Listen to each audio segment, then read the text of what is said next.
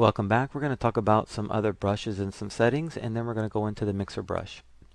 Now I have my brush panel open here still, and we're going to talk about these little bristle brushes here from 25 to well, the other 25 here, or you can choose them from here. You can choose round or flat point, it doesn't matter. Now you have some options here that you can play around and see on your own and see how it works. But it's basically bristles is about the bristle density. How many bristles do I have in my brush? My length. How long are these bristles in this brush? The thickness. How thick is each bristle in this brush? And the stiffness. How stiff is each bristle in the brush? And you can see if you were to go to the right, it would be a very stiff brush. And you can adjust the angle and the spacing. Now, you have some other functions over here. So I'm going to choose another brush. It's number 63. I'm going to choose this one. All right. Now this one was going to shape dynamics. You can control the size jitter. So I can go like this, or I can make it 80%. It doesn't matter, but that controls the jitter, the size of the jitter. And then you have some other functions. You can not only choose the size, you can choose the angle and the roundness. You can just play around with those. It's not that important. Scattering. Do you want to scatter your brush like this? Or do you want to keep it close together? It gets about as simple as that. You can rotate it on both axes if you want. And then if you scatter it, it does a little different. Turn off scattering. And texture. I chose this texture, which is if you pull down this menu, you'll see artistic surfaces. And I chose the burlap texture. And I can adjust the scale of that texture. I chose the mode height, and I chose a depth of 9%, as you can see here. If I increase it, you can see it just becomes a regular brush, so it's really no point. That's the thing about these. You got to adjust the settings, play with them, see how they are, and be careful that they just don't return back to a regular brush. And then transfer. Transfer allows me to adjust the flow to the pen that I'm using for the Wacom tablet. Alright, so I'm going to go ahead and close that up.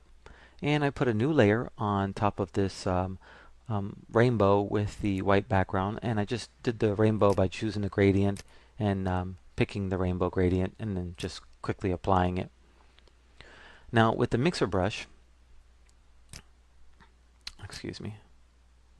mixer brush, which is located here under the brushes here, you have some options that open up. Before you do any of these things, make sure you create a new layer on top of this layer that we're going to mix with, and then pick sample all layers. When you pick sample all layers, it will interact with the layers that are visible. This is why I've turned off the peaches here. And let's talk about some things. So, this is the color well. This is the color that's loaded on your brush. Now next to it is load the brush after each stroke. Okay, so I'm going to load my brush with this color from the color well each time.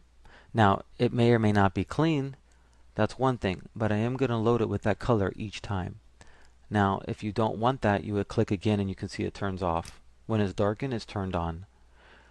When you turn this off, it's not going to load your brush each time, and that's why it's empty. Next to that is clean your brush each time. So each time you use your brush and you create a stroke, it's going to clean it. If you don't want it, then let that go and it's going to become a little dirty. These are some custom settings we'll go over in a second. And here are some other settings.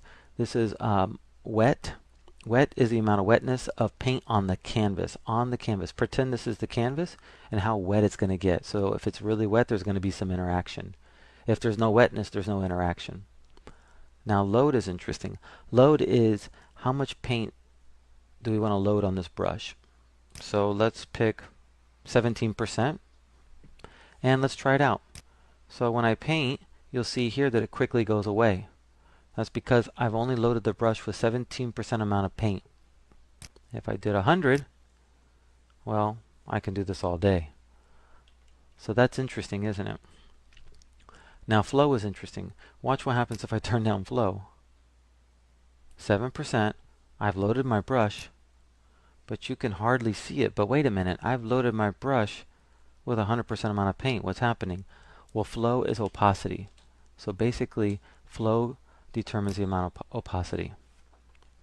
Now let's turn on some wetness. So now what I'm going to do is I'm going to lower the amount. I'm going to leave the load at 100%, and I'm going to turn on some wetness, and we're going to turn 100%, and let's see what happens now. Now you can see that my brush seems a little wet, blurryish. That's because it's 100% wet. Alright, now let me lower this down to maybe 25%, and you can see now that it's less wet. Alright, now this is another interesting thing. When you turn on the wetness, the mix control comes on. What is the mix control? Now the mix control is the amount of paint mixed from the canvas to the brush. If you have a low mix, 0%, that means there's more from the brush and less from the canvas. So let's see what that means. So I'm going to lower my wetness. I'm going to have my load 100%. My mix is 0. This says I should have more from the brush and less from the canvas. So let me draw across and see what happens. Yep, as you can see here, there's not that much interaction, if any, because it's more from the brush than the canvas. But let me turn that around. Let me turn this to 100% and see what happens.